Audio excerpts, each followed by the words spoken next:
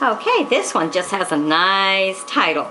This is 123 years ago, so let's find out what they thought of 123 years ago as village gossip, because that's the title of it, so it ought to be good. At least it sounds good. Everybody wants to hear a little bit of village gossip, but 123 years ago, you never know what it was, because times have changed. All right, so this is read to you by Jennifer. The red flag fluttered over the door of Gilman's Emporium. The villagers were crowding the sidewalk, while from within came the sound of the auctioneer's nasal tones and the rap of his hammer.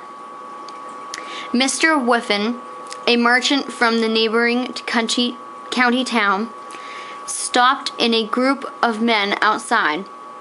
Ned Gilman, sold out by the sheriff. What does that mean? I should have said that, of all the young men in this village, he was the one who would make his way. Has he taken to drink? Not at all, said the squire. He's sober enough. Ned understood his business, pursued Whiffen, still curious. He was a salesman for me for 2 years, you know.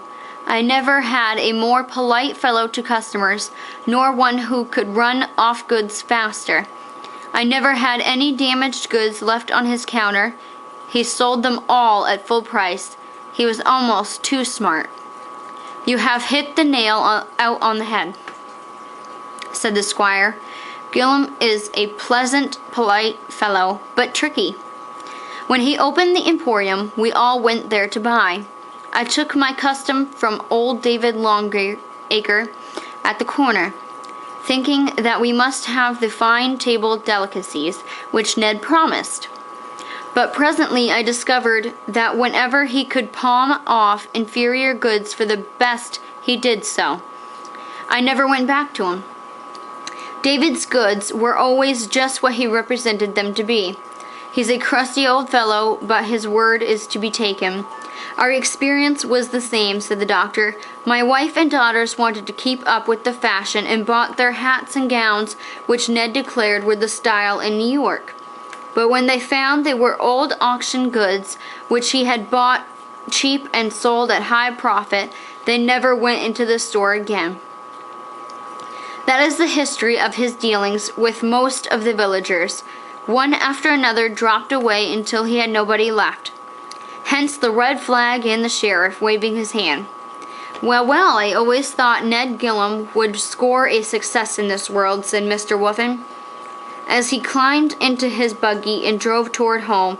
Such a polite fellow and so agreeable to everybody, he muttered, flickering his horse gently. Young Gilman himself, as he watched the auctioneer and the buyers, wondered bitterly at his defeat. He had started with but the little capital, but clear of debt. Now he owed everyone, and the assets would not cover his debts. I tried to be civil and pleasant, he said. I looked sharply after my own interest. I don't know where my mistake was. But every villager in a crowd knew the secret was a truth as old as the first trade which was made between the children of Adam. It repeats itself in every individual life today, and most readers who have seen this glimpse of village history can tell what it is. All right, so the gossip is, mean what you say and say what you mean. All righty. So he wasn't true to his beginnings. You know, if you're going to say you have the best goods, you have to be able to back them up, because your word means everything. If you gyp people, they won't come back. Simple as that. And that's true of any business today. You don't get your money's worth, you're not coming back. Bye-bye now.